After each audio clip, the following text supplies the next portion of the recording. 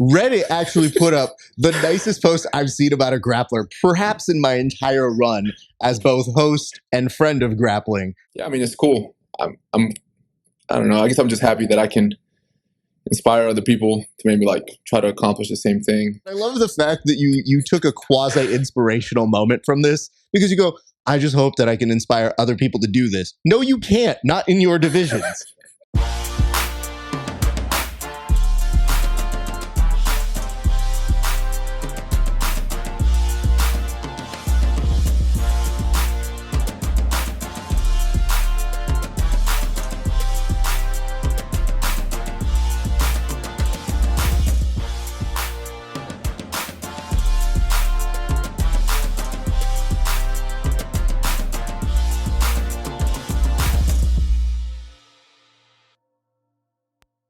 What is up, ladies and gents? It is your friendly neighborhood BJJ podcaster, Rafa Esparza, coming to you with another great installment of the Grappling Hour. I hope you're having a great day. We have a great guest. You are familiar with this guest. He has been on the show before for a previous time where he won something, but blah, blah, blah. Yeah, we all know his whole deal. You know, at a certain point, I should really just replay the interview I did last time with him. The matches wouldn't make sense, the talking of that.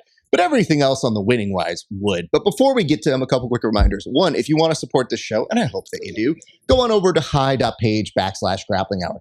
What do you get if you go over to HY.PAGE/Grappling Hour? You get early access to these interviews. So that means 30 days before anybody else, you see these interviews. And it means a lot to me because it helps support the show and helps to make travel, going to train with these people, buying expensive equipment. I just bought a new monitor over here.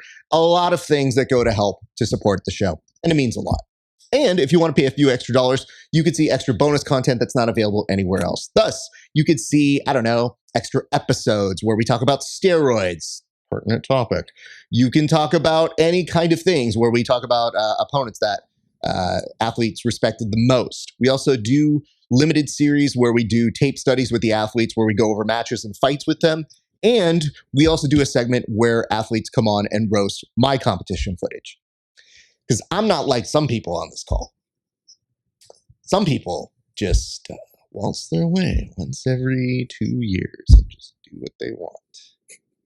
Cool story. Anyway, you can go check that out, HY.PAGE/Grappling Hour. You can also join our Discord to continue the conversations that we're having here. And one last thing, you can also like, subscribe, and comment, and we'll have something for you to comment toward the end of this interview if you aren't able to figure out what you want to say in that time.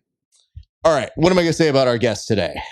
Well, I've said everything that needs to be said in a joking manner, but this is an actual thing that's happening. This is his 4th time winning the ADCC Trials. Now, that's a pretty notable achievement, and I tried looking through the records. I don't see anybody else who's won as many times, at least on the US version of this. He can tell me, he might know, but I can't figure out one person that's won as many times as him. And he has been called by Reddit BJJ a threat, a terror, somebody who basically shows up every few years, wins, and then goes away until ADCC. Fortunately, we were able to pull him out of his lawyer cocoon to talk with us for a few minutes today. And I am happy to welcome back friend of the show and very nice guy, Paul Ardila. How are you doing, sir? What's up, man? Congratulations. Thanks for the intro. Well, you did it. I just said the words that correspond with your track record. I guess the first question is, where do you get off, sir? Because there are lots of people trying for these things. And statistically, you shouldn't win this many times. I'm happy that you do. But I think a lot of people out there are like, who the fuck is this guy? Yeah, I mean, I didn't know that people were calling me a threat. I did see like the Flow Grappling post-trials, whatever they call it, like recap, and I saw they were calling me the boogeyman. I thought that was pretty funny. Yeah, I didn't know other people were calling me a threat, but yeah, I mean, I guess I see where they're coming from. Well, keep in mind, they also wrote like the nicest possible thing. Like, you Reddit to be nice. Reddit actually put up the nicest post I've seen about a grappler, perhaps in my entire run as both host and friend of grappling. But when they were just like, you got to respect this Paul guy. He's really cool. He comes in every once in a while. I go, wow, that is an impressive post. And it got a lot of upvotes. So how did that make you feel? I mean, obviously winning makes you feel on a good cloud, but this has got to be kind of nice that the community has a lot of respect for you as well. Yeah, I mean, it's kind of tough for, I think, anyone to say that it doesn't feel good, at least reading that people are saying very nice things about me. Yeah, I mean, it's cool. I don't know. I guess I'm just happy that I can inspire other people to maybe like try to accomplish the same thing. I did see that some people were saying that I was taking steroids and Adderall and possibly other drugs, which I thought was pretty funny. But yeah, I mean, no, it feels really good to know that I'm, I guess, liked by other people and seeing how many nice things and compliments they said about me. It's pretty nice. So do you think that they're saying that you were on steroids to try and come up with an explanation where they're like, that could be the only explanation? He is on the bomba and he comes here and that's how he wins. Yeah, I feel better about myself because he's a lawyer and he's got too much going for him.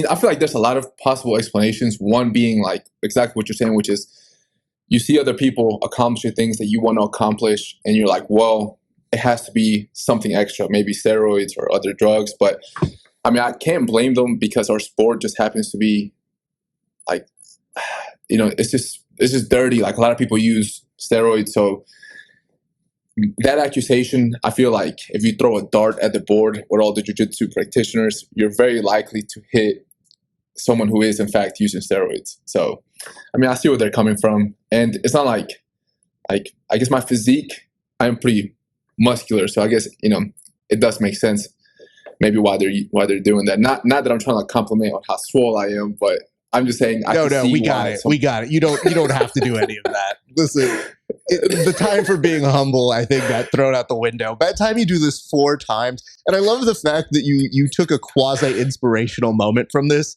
because you go, I just hope that I can inspire other people to do this. No, you can't. Not in your divisions. Like, when you're still competing in it, the person's like, hey, man, I was looking up to you, and I took 3rd, you dick. You beat me in the semis. Like, you think about that as a logical explanation. It sounds very nice, unless someone realizes, is he in my division this year? He switched his divisions, though, so, like, this may not work for me.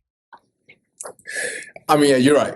You're right. I definitely want to inspire people to do very well, but just not against me. Actually, yeah, let me put a little asterisk by what I said like a second ago.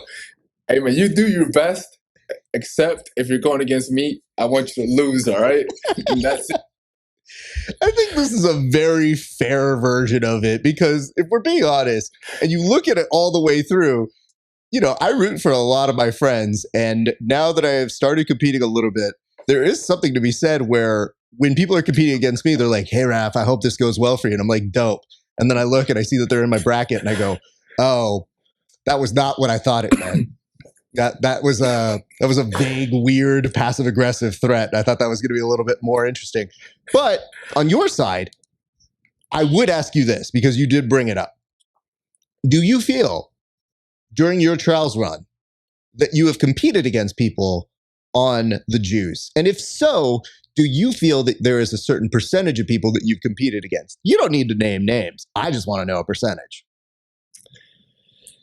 Oh, man. Yeah, I mean, I don't know the percentage. I know definitely some competitors that I've gone against do use steroids, or maybe like TRT or different sort of things.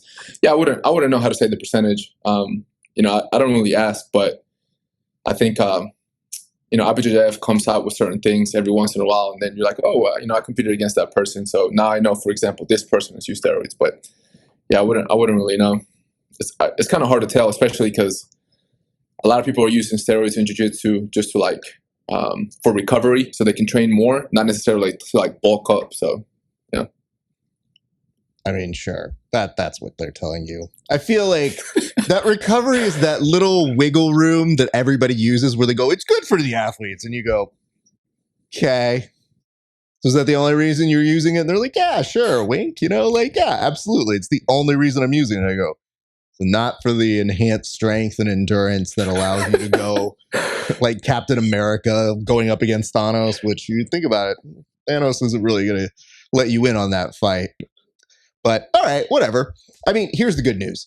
It doesn't seem like it's a huge problem for you, but for you, now having done it a fourth time, does it mean anything different? Or is it just the same kind of accomplishment where you're just as happy to go back to our Olympics, if you would, but does it have a different meaning now that you've done it like for an impossible fourth time?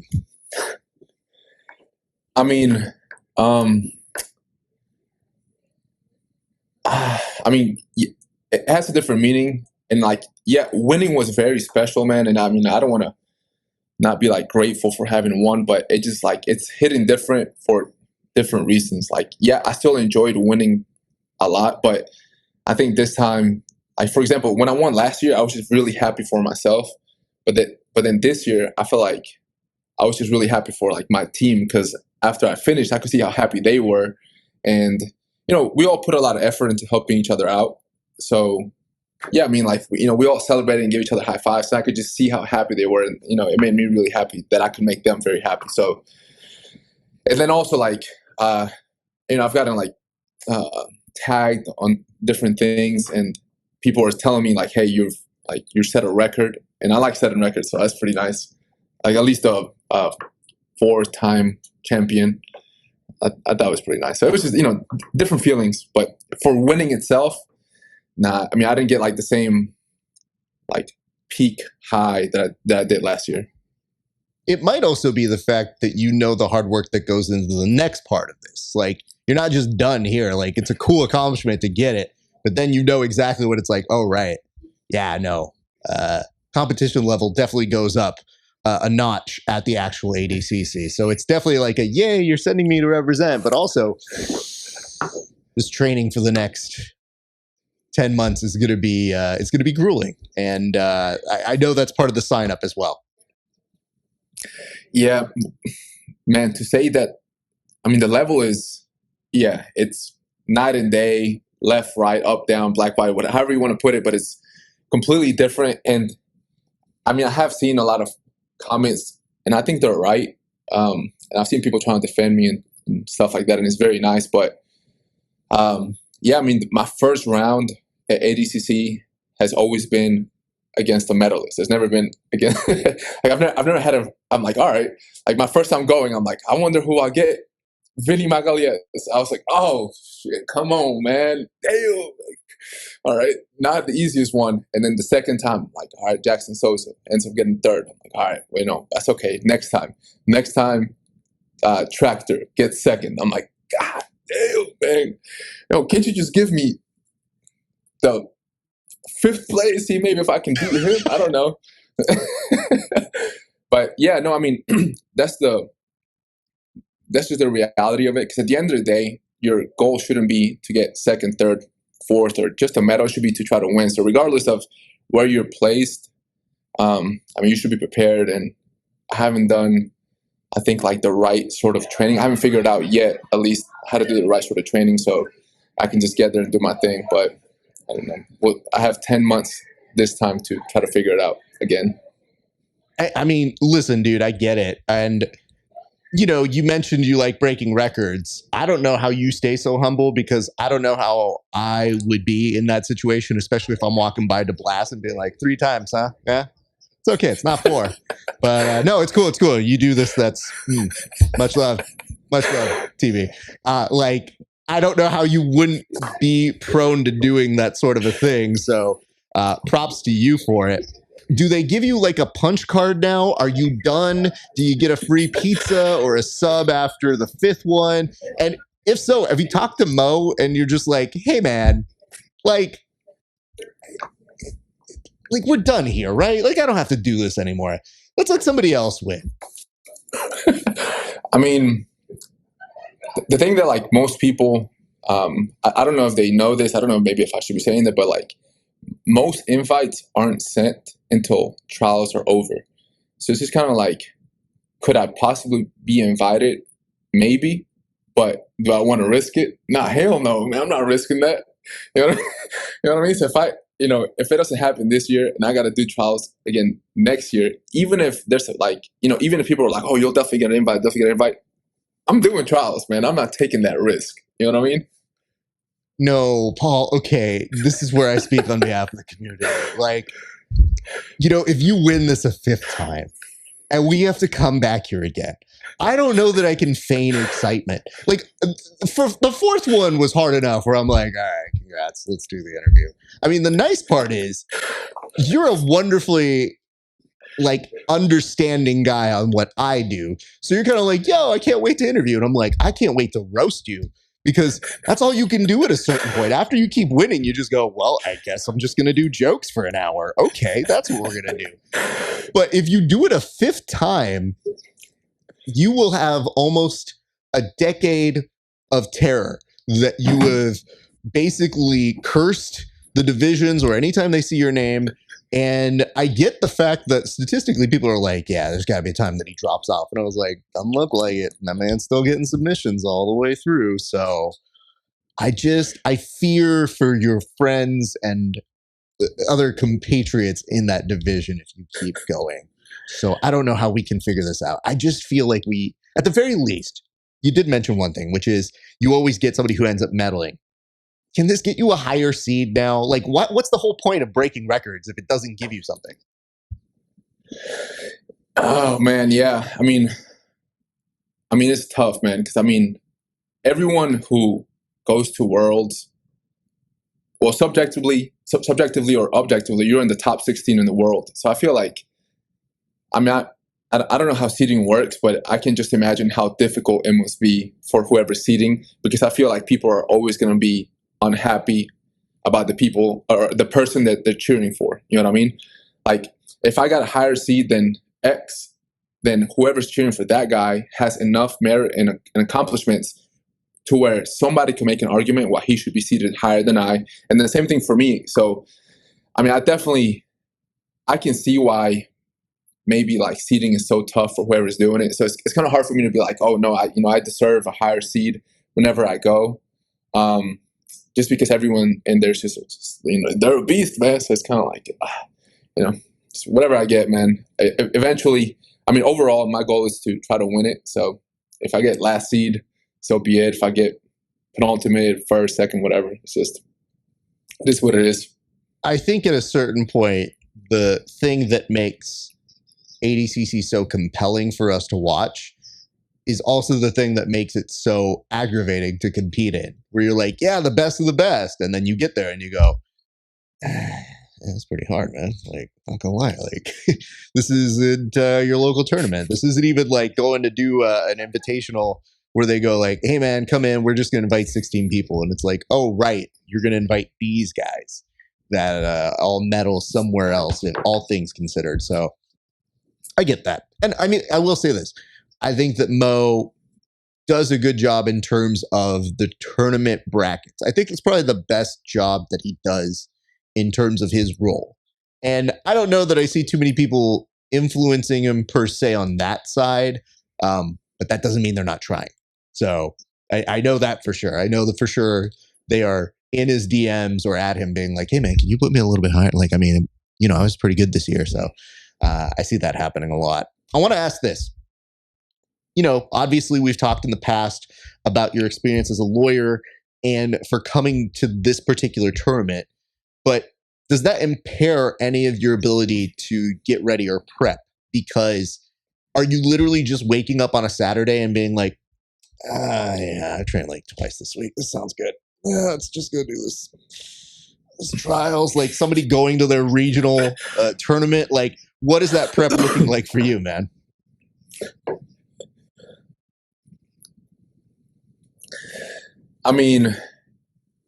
Yeah, it does affect it in the sense that regardless of whatever tournament I'm going to do, I can't really change my schedule. So I just do one training per day, every single day.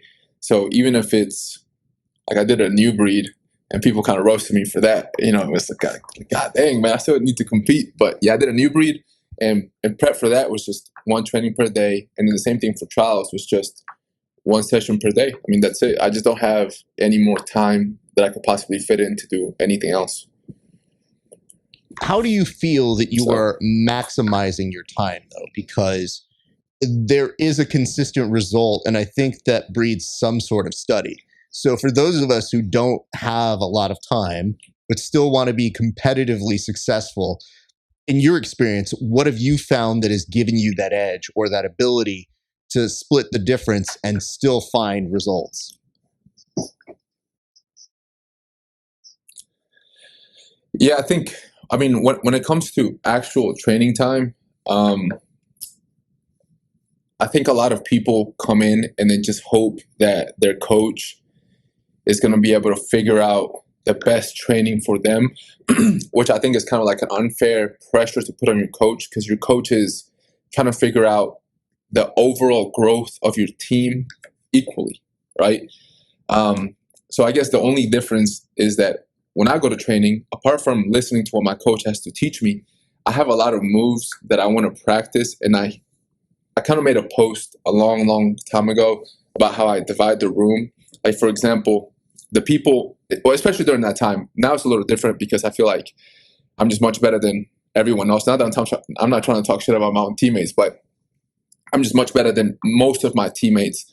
But yeah, like, for example, you can easily divide the room into 3 camps. Okay, the people that you're, let's just call it objectively better than, which is the people that you always beat, right? The camp of the people who sometimes you go back and forth, and the people who are just better than you, right? So the people who are better than you, like, for example, if you're a purple belt, maybe you can just go about belts. If you're a purple belt, the black belts are always whooping on you. Okay, just only do your A game. Whatever you're best at, do you feel like you're really confident in, so you can really work to sharpen those tools, right?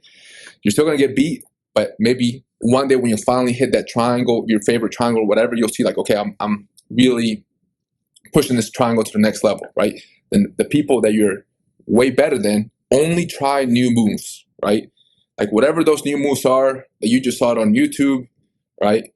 You saw the host of a podcast, I'm not going to say which podcast, maybe any podcast, you saw him hitting a move and you really liked it, maybe go try that move for the first time, right? You're not going to hit it necessarily, but you'll start working on it. And then that middle of the camp, right, is those moves that you transition from I suck terribly at to I'm starting to get pretty good. Try sprinkling those moves against those guys every once in a while, that middle of the camp. I think it's going to be pretty difficult because your ego, against someone who you're battling back and forth with, your ego is going to be like, hey, only do your best moves and still beat them.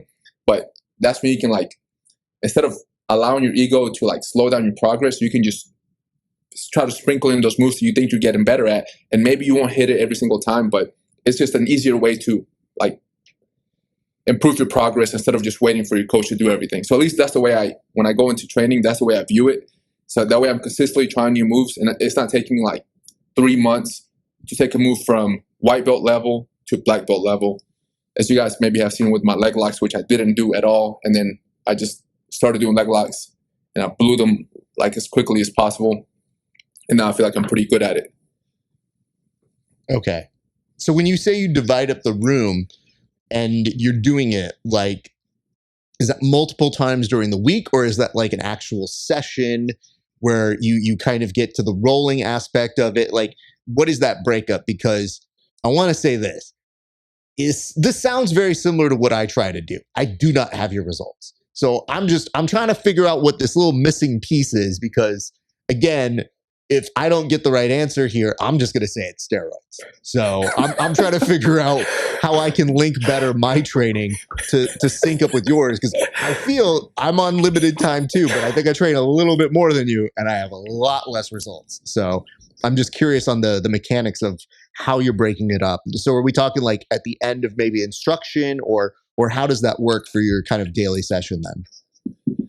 Yeah, that's right. So, I mean, I'm not going to go into like the drilling part where the coach is showing something and then just go do my own thing, because I feel like, that's not good for the team morale. But during live rolling, yeah, that's when it's kind of like it's your room to experiment with however you want. So, I mean, yeah, because there's absolutely no guidelines into how you decide how your rolling goes, right? So yes, only during live session, unless your coach is like, hey, drill whatever you want, then yeah, I mean, whatever moves that you feel like you want to drill with, drill. And I would always suggest that you drill the moves that you're terrible at. Like, don't drill moves that you're amazing at, because you can just do that during live rolling, and then you can just confirm, like, okay, I'm still really good at them, right? Like, don't waste your time that way. So I see people, like, I don't know, especially in the gi, like, don't fucking do this shit back and forth with the gi. I don't know. I'm not really sure what that's working, but it's kind of like, you've done that move a million times, and you're gonna do it a million more for what? Like, you're not really gonna get anything out of it. But yeah, so the thing that I told you about dividing the room is during live rolling. Copy that. Okay, cool. I'm again just trying to narrow down my thing and trying to get out of the steroids only camp. And then you mentioned something else that I think threw me, where you're like, I don't know, maybe your favorite podcaster. You're not going to name names. That can't possibly be me. No one sees any of my moves. If you're trying to replicate anything, well, wait, I'm not going to say that. Let me go first. Can I understand who you're saying? Are you saying Chewy? Are you saying somebody who's actually good at jiu-jitsu? Or are you trying to insinuate that's me? Because if you're paying attention to the moves that I'm doing, I'm curious where the hell that would ever be coming from. I mean, look, everyone's going to have their own different podcaster, but I mean, at least from what I've seen on your Instagram, you put some moves here and there. I mean, are they mostly WWE or F moves? Yeah, absolutely. But you're still putting moves, man. And maybe someone's like, hey, maybe I could try this out. You know what I mean? Maybe I could crack someone's face. Who knows? I will be 100% honest with you.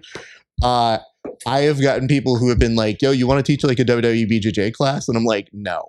And they go, why? I go, this is a gag. And they're like, but you catch it on people when you're rolling with them. And I go, sure, I do. I will say that. But I feel like we should learn real jiu-jitsu. And the reason why I catch those moves is because I tell people, I go, if you're doing real jiu-jitsu, the likelihood of you getting caught in most of these moves, kind of small. Like, if you really think about the logic of this, I don't think I'm catching you in a Boston crab. I'll try. But I feel like my own leg might get massacred in the actual exchange of it. Do I think you can hit a Boston crab on somebody at ADCC? I don't know. It looks pretty good, and I've got ways to set it up, so I'd be happy to funnel them your way. Look, all I'm going to say is I've seen that move now be hit or at least in an MMA fight, so I feel like it can be hit anywhere, all right? Oh, absolutely. And here's the thing. That MMA fight, I've been tagged in it no less than 1 million times. And the worst part about it is, I've had people be like, you think this is real? And I go, I don't know, man. That dude looked really bad who he was fighting against. And he did look like he was just giving up or letting him get the move on. I was like, if you look at how Craig does it, Craig Jones, when he does a Boston crab, I go, nah, it's pretty legit. He's pretty good at it. And obviously a master at jiu-jitsu in his own right. But I tell people, I'm like, oh, I hit it on people here and there. But I would say this, though. I would have taught you the move gladly if you would have shown up in Los Angeles and come to train with me. But now I'm putting it all together. Now I know why you didn't want to come train with me. Oh, my God. First of all, man, I told you I just didn't have time. But next, if I go and I have even 1 hour of free time, I will go and train so you can show me that move. And if you show me that move and I learn how to do it well, I will hit it in a match. You have my word.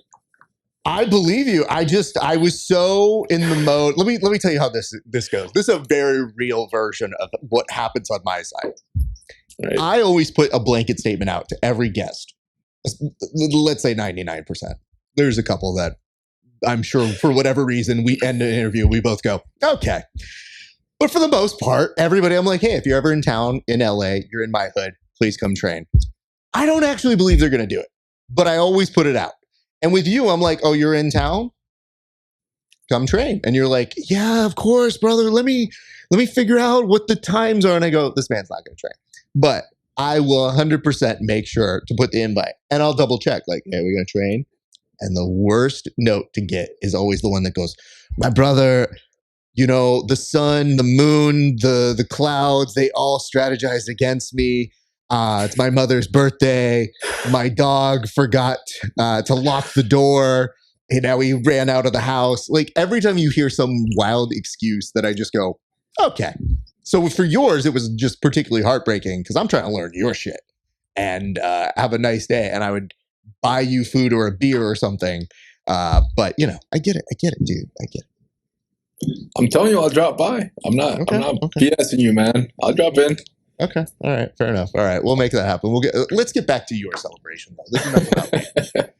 I thought on the off chance you were actually referring to me. I was like, I can't just let that go as an interviewer. I was like, tell me if you got some other interviewer. Because if it's Ryan Ford over at BJJ Fanatics and his podcast, that ain't it, fam.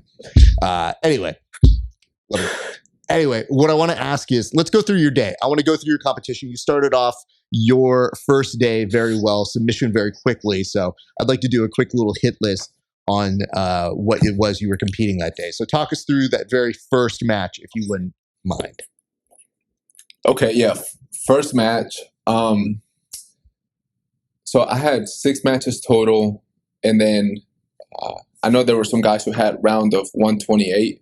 So I guess I had a bye for that first one, and then my first actual match was against Sean McCleary.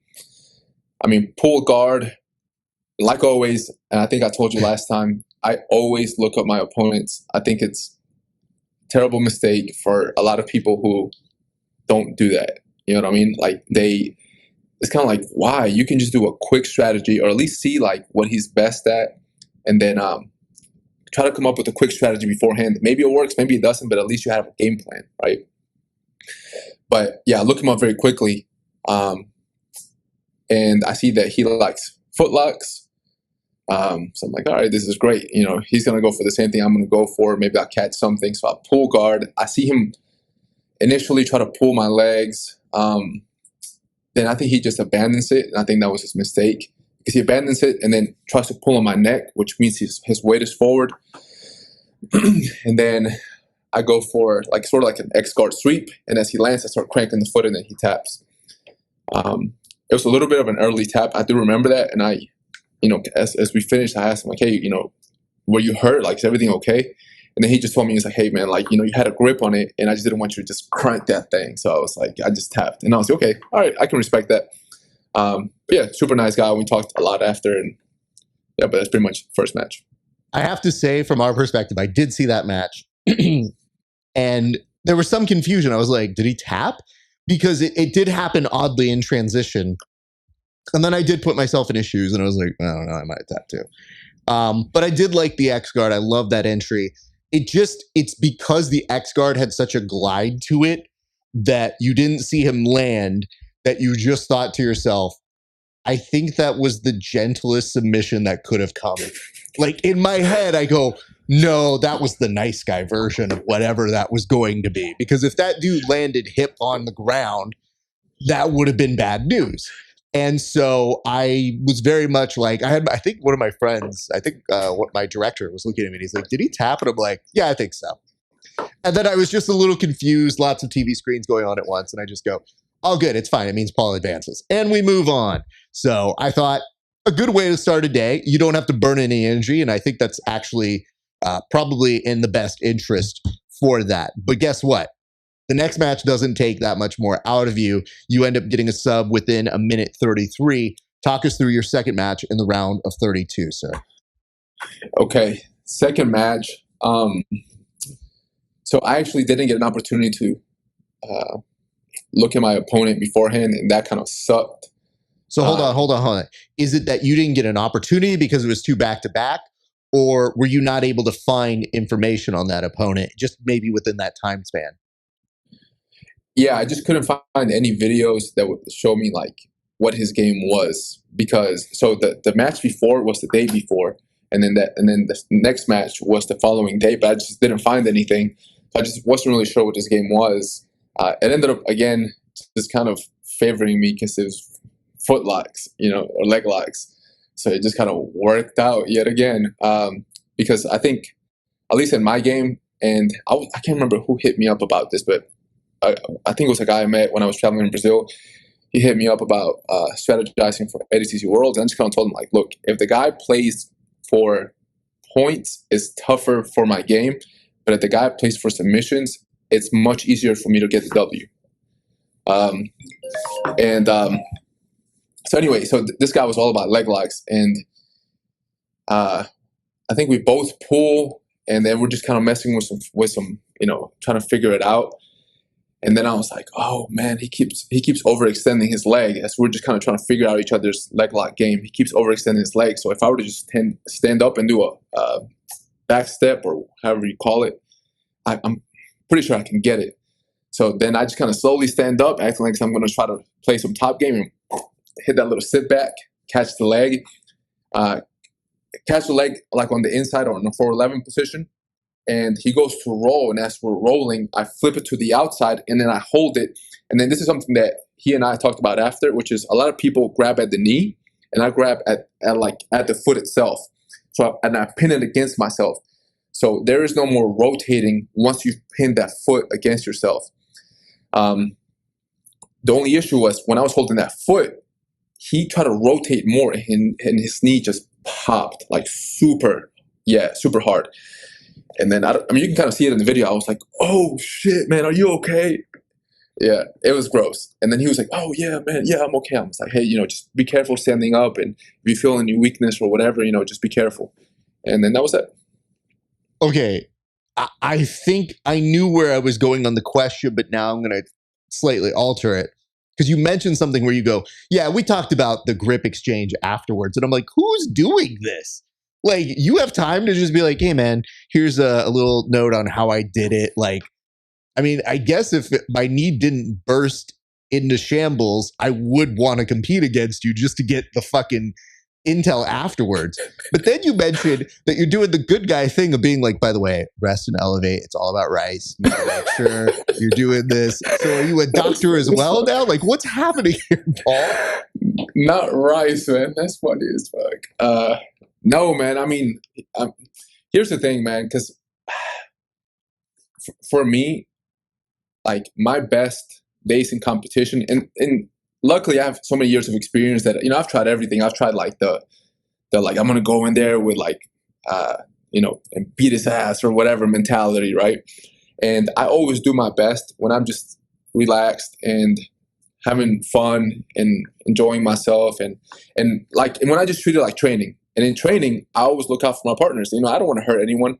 Like, I do want to do well, and I want to get a submission, and I'm going to crank the submission, especially in competition. I'm going to go for it. You know what I mean? But ultimately, I don't want to hurt you. I wish you would just tap. And if it's like a freak little pop like this one, of course I feel bad, and I want to make sure that he's okay. So, I just ask him like, yeah, man, are you okay? And I popped my LCL once, so I guess that's what I was thinking. I popped my LCL. And I had a lot of instability, so I was just like, hey, just my experience is you may suffer some instability. You know what I mean? I'm not Mayo, I'm not like, what is it called? When you Google like your symptoms. You're like WebMD all of a sudden. You're the guy that's right. Like, I've been to this rodeo a few times, sir. This is what you need to do. I do the same at my gym. I literally tell our guys, because they come to me because glasses. They're like, well, Raf's the smart one. I go, uh-oh, that's not going to work out. And so when they walk over to me, I'll be like, well, here's some practical advice. And then I go, I must emphasize, I am not a doctor. None of us are doctors. Please go see a specialist. And they'll always laugh because they go, hey, I did see a doctor. And I go, yeah. And they're like, they said what you said. I go, well, I guess the Google did not lay me astray on this one. I think I watched a YouTube video on that. And credit to them. So you can put a lot of things together. It should not be in supplement for that. You mentioned that, and I do notice this though. It was that reap over the triangle on the reap. It looked like in that kind of transition, that lock was so good that, as you mentioned, you didn't even have to put the world's biggest amount of pressure on it. It was just kind of like, yeah, that actual position itself did a lot of it. And then in that transition, as you mentioned, a little bit of a freak accident, it still was one that I was highly concerned for that gentleman just in that transition, because I go, I don't think you're going to lose that. Yeah, man. So almost immediately after I came back from trials, everyone started, we talked about like 411 defense, and then everyone in my gym, especially at this point, knows how to do 411 defense really well and how to roll and everything. So then I had to figure out a way to like keep them locked in so I could eventually get the leg lock. And that's where I developed that switch. And I tried everything out, switching from the knee, switching from the foot. And eventually I just kind of figure out how to switch it to my foot and keep them trapped. and you can do like Z lock from there and a bunch of other like different leg lock finishing. But yeah, I mean, it's a really tight position. And then on at least against this opponent, he just did it to himself because he tried to roll from a position that he was fully locked in, right? But yeah, I mean, I feel bad at him. But when we talked after, he was like, I feel fine and all this stuff. So I was like, all right, you're fine, man. Sure. I mean, again, not a doctor. That works also for that person as well. Because I've definitely said, I feel fine, I'm great. And then like I go back and I'm like, what's wrong? My body's dying on me. So hopefully he is still all good and whatnot. You go to your third match. Now we're once again in that kind of about a minute 30 of a match. So talk to me about this third match that you have, sir. God dang. So this third match is against Daishi Goto. He is like just a straight beast of a man. And here's the thing, if you ever see him, I feel like he is as wide as he is tall. This man is like, he's just like a walking tank. I wish I were exaggerating. Like, this man is massive. But also one of the nicest people I've ever met, and just like a straight gentleman. But anyway, that's besides the point. I competed against him in 2020 when he was just a purple belt, and we had like a super intense wrestling match. And then I told him after that match, if you and I ever go again, I'm pulling guard, man. I'm not going through this. This was miserable. I had no fun in this match whatsoever. This sucked. So I kept true to my word and I pulled guard. Oh, also, this is just a little shout out to Daishi. He actually pushed Bodoni to overtime when they faced each other. And he almost had that match, honestly. And it was in one of the ADCC Opens. Everyone should look it up. Daishi is definitely one of the up and comers, and hopefully when he's at his peak, I'm long gone, man, because I don't want to deal with that mess, man. This guy's way too small for any enjoyment whatsoever. But anyway, pull guard right away. I'm trying to get to the legs. Daishi's doing a great job. He goes to both of his knees, putting a lot of pressure with his chest. So it's really difficult for me to get underneath. I can't remember exactly what he did some jumping shit when it looked like on film. It looks like I'm trying to grab something, but in reality, I was just like, "Oh shit, what's happening right now, man?" I was like, "Oh," like super athletic. And then I was like, "Okay, all right, let me go ahead and hone in on a submission real quick, because if he gets to points, I don't know what's gonna happen." You know what I mean? Like, he's so athletic that maybe he passes guard, maybe he does something. So I was like, "Okay, I got to get to it real quick." So I started doing a head and arm control, right? Looking for the foot. But then I realized that he's hiding his feet so well, right, that he's leaving his upper body completely exposed. So then I'm looking at the feet and I just hit him with that triangle real quick. And then from the triangle, he starts trying to pull out, and then his elbow's right like at the cusp of the triangle. So hit him with the elbow or with the arm bar. Nice. I noticed he did one thing that I don't know that it per se made me laugh, but it's something similar that I do, where you try for that kind of like estima control on that foot, where you're just kind of like, but you look at the person like, is doing anything? No? All right, we'll just move it. I'll just try to grip the legs. But he definitely had that look at you. And to his credit, my man looks like a samurai, like 100% looks like, when you mentioned that he's a big dude, I'm like, yeah, this is a dude who's fought in previous centuries in a war somewhere. Like, just from the outlook of how he's coming out in his presentation. That's right. My man's genetics are different, like different. I'm telling you. And I think Daishi's still only a brown belt. So I mean, he has some years left of just soaking in solely jiu-jitsu technique. And again, hopefully, when he finally hits that peak, I am long gone, man. God damn, this man is built different. I'm glad that you're already looking ahead to the future, and you're like, once I'm done, someone can have that division. It'd be cool if it's him. So, all good. You guys figure it out. You fight amongst yourselves while I'm on the golf course, retired, and kicking back some beers and whatnot. So, this is where I feel like you probably should get the most roasting. It took you a full 5 minutes and 58 seconds to submit Bradley. And I just thought, like, is he losing it? Is the momentum going away? Because he was doing it so quickly, and then now it's taken him forever. However, Bradley is a very game competitor, and we've seen him undergo a lot of stress when he's competing and still prove to be very resourceful. So tell me a little bit about that match, sir. Yeah, I mean, so against Bradley, I had definitely, I think I had like 3 or 4 entries, leg lock entries. But yeah, I mean, he was just good at defending them. And more than a lot of my other opponents, I think he was very comfortable in those positions. So, I mean, yeah, I mean, you know, you're not going to be able to hit your go-to move on everyone, which is exactly what happened here. Because I tried like 3 or 4 different entries, and every time he would just like, I don't know, do a little movement here and there, and I was just like, fuck, he's out again. All right, I'll hit him with the next one. You know, time to hit, you know, step B, what? All right, he's out again. Step C, out again. And then eventually, when we got to the points time, I was like, fuck, man, I'm not going to risk it at this point. I could keep going and maybe exhaust myself trying to hit only submissions. But I just don't think he's a better wrestler than me. So I'll just take him down and then go from there. And once he's down on points, at least that's my mentality. So, and I think a lot of people already picked it up, which is if I can't get the sub during sub only, then I'll just try to do something to get me ahead on points so there can be more openings for the submission. Because once my opponent feels like, oh shit, I'm down by 2, now I really got to do something, right? Because it's much easier to defend a submission if you're not really being offensive. You know, it's just kind of like you'll throw something and then your hips are already like halfway out, right? So I was like, all right, let me just go ahead and go for a point and then get an opening, and then that's exactly what happened. I went for a takedown and then got the back from the takedown.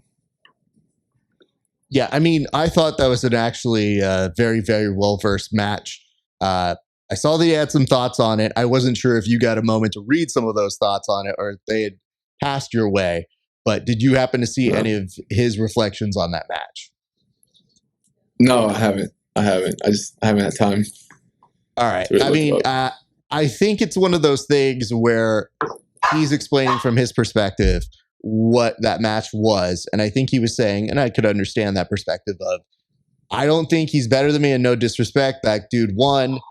But here's why I kind of think that in a different situation, I could have done that. I think the weird part is this. The only reason I ask that is because I don't know how people interpret those things. And you seem like such a chill guy that you're like, yeah, dude, you should want to win. Like, cool, all good. So I wasn't sure if that was intercepted as that way, or if you read it, or if it made its way over to you and you were like, yeah, I had some thoughts on that. No, I mean, I haven't seen it, and this is what I tell my guys, at least at the gym, which is kind of like, I think one of the first steps in eventually becoming like someone who does like great things is that you have to have that belief, even if facts are against you, like even if all the evidence is against you, you should still have the belief that you can win, that you can be great, because I think that's one of the biggest motivating tools that you could, put on yourself, is just believing in yourself. So, I mean, if Adam thinks that he could beat me, I mean, obviously the evidence speaks against him, because, I don't think he had like an offensive move the whole match. But yeah, I mean, that's good. And I think he should. I think he should believe in himself. So something wrong with that. I think the nice part about that is, I think there's a difference in doing due diligence from my side, which is always, hey, did you read that? Did you see that? I don't know that I get caught up with it, and I'm apologizing if I didn't give proper context here, but that was basically the gist of it. And it's weird because I see how people intercept those kind of messages. And for me, I'm just like, well, I'm not the other guy on the other side. For me, this seems pretty cut and dry. Like, yeah, okay, you thought you could win. You can win on a different day. Maybe, I don't know. But one thing I do like from those messages is it does open up the opportunities for future matches down the line. So that's something that I don't know if you would be receptive to, or if that would be something that we could set up sometime down the line. Oh yeah, 100%. And I think maybe also because I'm not saying that just because I'm taking it well that everyone has to take it well, or like people who don't take it well are like doing it incorrectly, because I mean, this is like my fun activity. So, people are saying whatever, it doesn't really affect me, or it's not going to affect me the same way. Maybe someone's like, career or finances depend on it. But yeah, well, a couple of things. Adam, actually, I talked to Adam after the match, and that kid is nice as hell, man. So I really like him a lot. But yes, if he feels like maybe if I get a second shot that he can beat me, I'm not going to take that away from him. I'll give him a second shot, and we can definitely do a future matchup or whatever. Yeah. I mean, see, maybe you can. And maybe if he does beat me, it'll give me something to work on. Like, okay, he, exposed a lot of holes that I didn't see in myself. That's what's up. And I did notice, because I try to read these notes as carefully as possible, because I know at some point they may come up. But from his perspective, and again, that note's gone, I think now, it was on his stories, I was just like, it seems like a fairly respectful version of saying like, hey, congrats to him, he was awesome today. I feel in my heart I could beat him, and I go, yeah, that's within the realm of something I think is fair. For me, then it becomes, a future match between you guys would be fun, especially if you take the half and half element away from it. Then it becomes like, hey, I feel I could beat his wrestling. How does that go in a different style and a different rule set? How does that go for him when he thinks he has these edges on you? So I think that makes for compelling. Let's watch that match again. Having said that, we move on. We go to your next match, and it is you versus Adrian Nez, who is a tricky beast, man. Like, this kid is very dangerous in his own right. That was a very, very close match. So tell me a little bit from your perspective on how that match went. That match was tough, man. Like, really tough. And I liked it. It was one of my favorite matches because I always like when, not that I'm trying to like be disrespectful anyway, but I like when somebody's physique doesn't match their talent. And Adrian Nez's physique doesn't match his technical prowess. This man is technically a beast, because I mean, like, if you watch that match, you can see that it looks like I'm always close to getting the submission, right? And the couple entries that I got, but never quite there. And that's because Adrian was doing his defense in that way, because, and I don't know if you can see this in the video or not, I haven't replayed that match yet, or I haven't gone back to rewatch it, but as I'm going for my own leg attacks, he's just defending so he can look for my own, for his own leg attack, for my leg attack. So we're having those little battles within my initiation of a leg attack. So his technique was just beast. And I actually told him that, man, after the match, and then on DMs, you know what I mean? Not that I'm going to reveal what I've talked about with people in DMs and stuff like that. But yeah, I think that was his technique is extremely, extremely high. And we had a lot of little battles within our match that if you look carefully, you can see, because he's attacking my legs, I'm attacking his legs at the same time. And I truly didn't know. I was like, oh shit, like, I don't know what's going to happen here. You know what I mean? Yeah, no, and he's a friend of the show too. I have seen him do excellent work, and I saw those two names go up, and I go, oh, okay, that'll be very, very interesting. And yeah, you're right. I mean, the difference in just, I guess, the weight classes, whenever you look at it, you always think like, yeah, you guys don't seem like the same weight class, but at the same point, the technique's right on. Like, you guys were a really good back and forth and shot, reshot, counter. Like, I was a big fan of that one. So much respect for him on that. I have to say, I was also equally as excited when I saw it was going to be you and Alex in the final. And here's why. I obviously know you well. Alex competed for us at Subversive. I really enjoyed his clash in the final for our side when we were doing that event. Having said that, I just thought he was on such a good run on his side. And you were this kind of like, you're the establishment, if you would. You're the guy who's been doing this so many times that I go, yeah, it's going to be really fun. And you made short work of him. And I want to know what was going through your mind when you knew you had him as an opponent, because he had a very, very good set of matches going into it. And if you're doing the study, what did you find about him that you were doing when you were doing your download? And was it mostly from the matches that he had? Because that momentum was strong on that day. Yeah, on this one, I actually didn't do any research. As soon as I finished my semis, and I can't remember exactly who I was talking to, but my brother just came up. My brother, Sergio Ardila, by the way, he ended up getting in the round of 32 is, I believe, where he lost. My brother and I have a very similar view on matches and strategizing and things of that nature. So he just came up to me and told me, it's like, hey, already looked up your finalist or your opponent in the finals, and he's a wrestler. Go for the legs. So I was like, okay, perfect. Yeah, I'll just play my game. I don't really have to do anything, because and that's kind of good, because sometimes when you're researching your opponents, right? If you feel like there's something they do really, really well, it can actually psych you out a little bit. So in this one, I didn't have to do it myself. My brother just did it for me. So I just went into that match super relaxed, already thinking he's gonna try to blast me. Actually, my brother told me, hey, he has a tendency to do a blast double from the whistle. And I don't know if you guys saw that match, but this man almost blew me away on that initial blast double. I don't know how I stayed upright. I got to be honest with you. In fact, let me look it up, because I do want to give her a shout out. Sarah Mays took a really nice picture of Alex and I as I was walking back. Yeah.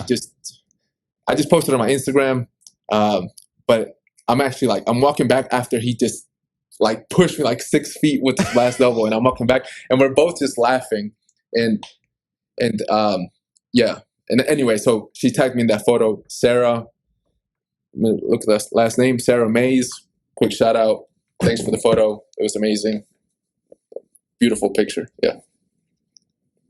I did ask you already what it felt like to have the win again, but what were your overall thoughts after getting the submission and punching your 4th ticket to ADCC?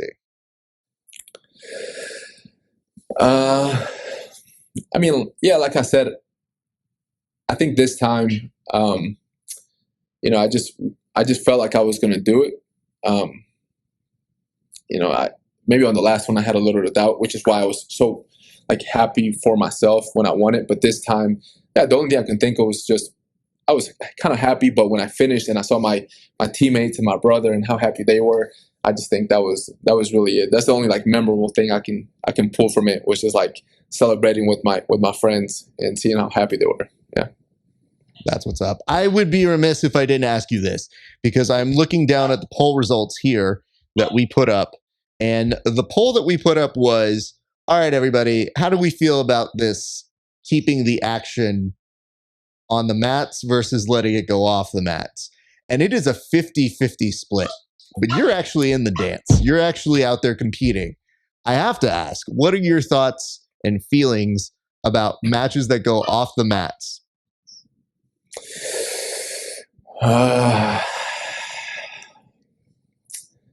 I'm not a big fan, man. I'm just gonna, I like the rule sets of ADCC, but when people are rolling into the fucking clothes rack or the bleachers and things like that, I'm just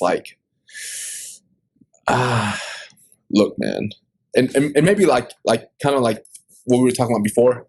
I'm really concerned for the safety of the people who are doing the sport, and when people are slamming each other on hard concrete or into a fucking bleacher or something like that, I'm just come on, man, this is not. I don't want to see it, at least.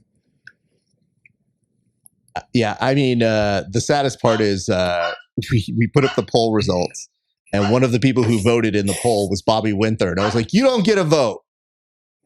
You're one of the culprits. We're talking about you. And he just laughed. I was like, you stay out of this. This is for everybody else. We know how you feel. You're fine. And then cut to the other side. I was like, oh, it's Cody? God, it's all friends of the show. God, shit. So we're kind of screwed over here. But I just feel listen, these athletes are doing what they need to do. Maybe there's some nebulous language. Maybe we could have a lawyer look into it. I don't know. But there's some weird middle ground that I could understand if the action goes off the mats. The question is, you're thinking athletes, I'm thinking audience. Because if an audience member gets hurt, it's one thing if people are like, no, you tough it out. You're an athlete, whatever. And I go, yeah. People have lots of dreams of grandeur of being these superhuman soldiers. But on the other side, I go, yeah, if an audience member gets hurt, that's a wrap. Like, that's when you're fucked up. Yeah, and man, I mean, luckily I don't know any of the people who were in the audience, but there were people with babies getting up to the mat, and I'm just like, yeah, you're right. You have people like Cody, who's just straight body slamming people out of bounds and then keeping the action going. And you have a baby near there, like, what do you mean, man? You know what I mean? Like, yo, back up, man, because this man's he's liable to do anything. So, but yeah, no, you're right. I think. What? I mean, I didn't know the full situation in my head. I just see it as it's very strange to me if an organization puts in chairs post fact. Like, they're smart enough to recognize, like, oh, we're not going to put the chairs out right now. Why not now? We'll do it at a break. Oh, because, yeah, we're going to have some people go off. So I'm like, no, you thought about this. You knew something could happen. So it just means that when you have your hands in the air, like, well, I don't know what to do. It's up on these guys. I go, I don't know that I love that. And I don't know. I'm getting people's impressions and thoughts because I know I'm going to be talking to people who are like, yo, it's dope. I don't give a shit. Let them do it. So I want to continue a conversation about that. But all right, Paul, here's the thing. I know you have a call coming up very soon. So I want to get you off the broadcast because I know you have things to do and I'm very excited about it. One of the things that you do have coming up, you have a jiu-jitsu camp and it does look like it is happening November 12th through 19th. And if people are interested, they can go over to bjjcamprio.com. What is going on at that? It sounds like they're getting some good stuff. You're giving them rash guards, you're giving them some breakfast, and then there's a weird part that just says surprises. So what is coming up for these folks? And I guess you won't give away the surprise, but what could they expect that they are allowed to know so far? That's right. So me, Sergio Ardila, Ernesto Rivera, Juan Corneiro, Jucao, also known as Jucao, we're doing a camp in Rio de Janeiro, Brazil, November 12th to the 19th. The surprises are some excursions that we're planning on doing. I won't name them exactly right now, but apart from that, we actually have some special guests, ADCC vets, because I don't want to give it away, who will also be in that camp. You don't want to miss out. We will all be teaching our best techniques, and surely our special guests will also be showing some things. You will get a rash guard. You will get food. Unfortunately, we already sold out of all the hotel packages, so we only have camp only. But I mean, if you need any help trying to figure out possible stay, maybe I can help you out. But pretty much, you don't want to miss out on this camp. It's going to be amazing. Apart from the camp, Rio de Janeiro is one of my favorite cities in the world. It's extremely beautiful, and there's like you will not have. I'm not going to guarantee it, but very likely you will not have one negative interaction the whole time you're down there.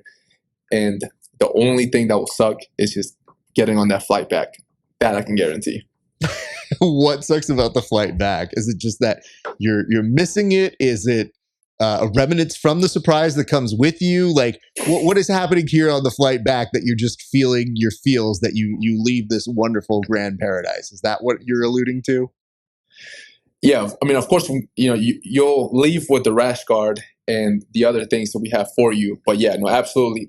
Leaving Rio sucks because you're like, God, I got to leave this paradise back to work, back to, especially because it's in November, back to the cold, back to all the stuff. And you're like, I can't believe I just had the best week of my life. Well, I guess one thing is don't live in Atlanta if you're expecting cold to not happen there. The nice part when you tell me cold is happening in LA, I just go like, sweater? Am I wearing a hoodie? Like, what am I doing here? It's not getting that cold. So I guess it just is regionally. You know, I always like to end these things by doing a couple things. The first is always to give shout outs, which I will let you do. But before I get to the shout outs, I do want to ask you, do you mind telling us what a win at ADCC would mean to you at next year's World, sir? I mean, Yeah, I remember you asking me this question last year.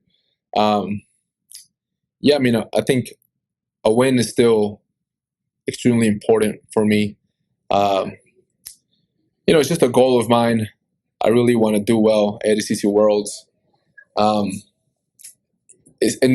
I think this year, maybe because I'm getting older, I don't know, maybe more emotional or something. I'm not really sure. Maybe more in tune with the things that are actually the reality of the things that are happening around me.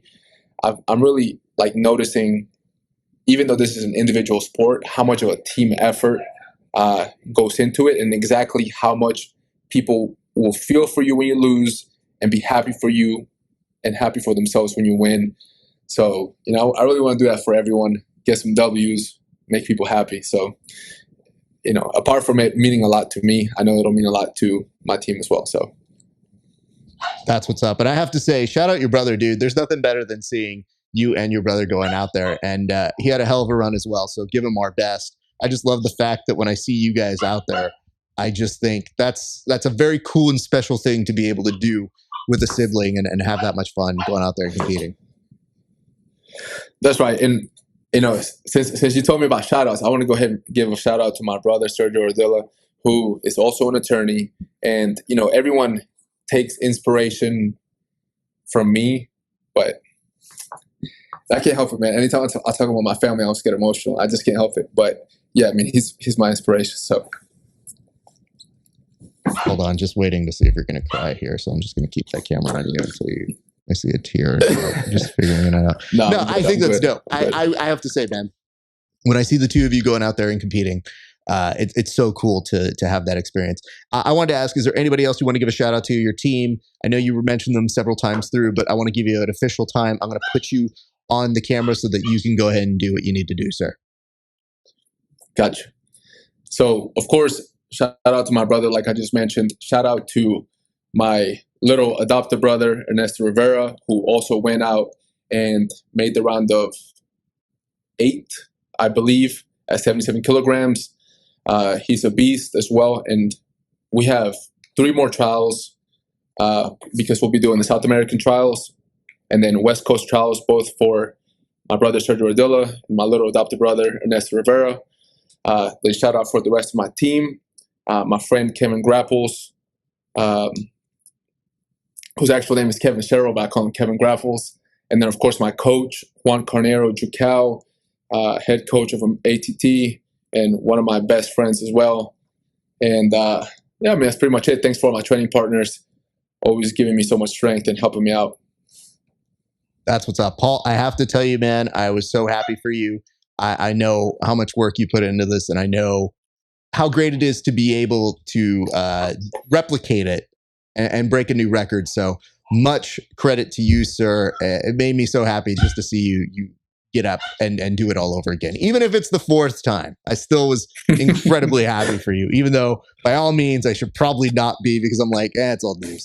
But I just knew, I was like, well, I know when we do the interview, we'll get some fantastic insight. And I believe that we truly did. So Paul, I'm going to say bye to you off air in just a second here, but I'm going to go and close this up. My thanks to you for coming on today. And again, can't say enough good words about you, my friend. Thank you, man. All right, you guys, that's going to do it for us here. But a couple quick reminders before we go. HY.PAGE /Grappling Hour. Become a member. $5 a month. You see these interviews 30 days before anybody else. For a few extra dollars, you can see tape studies, breakdowns of my matches with athletes where they roast me. And of course, you can see other additional bonus content episodes that you won't see anywhere else. And if you like that and you watch this all the way through, go ahead and put down here on the bottom in the comment section. Let us know, what are the odds and the percentages that you think of the opponents that Paul has faced that have been on steroids? Because he can't say it. He can't. I know. It's a little weird. But you guys can say it. So you can put that in the comments section. And last thing, join our Discord to continue the conversations that we have on this show. Guys, it has been a blast. It's been a great day for grappling. We'll see you back on the mats.